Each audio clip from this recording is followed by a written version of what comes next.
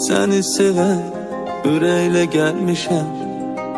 Emin ürey senindir sevgilim. Seninle bir ömür kalmak isterim. Yanında her zaman olmak isterim. Sen Allah'ın lütfü sen bana.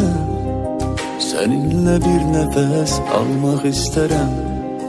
Mən də yaratmısan belə eminlik. Balın şirinliği sözlerindədir.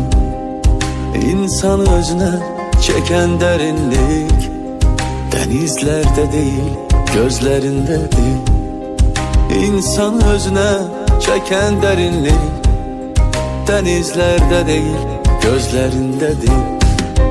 O gözlerin olumlu kurbanı alıp beni salıbdı çöllere. O sözler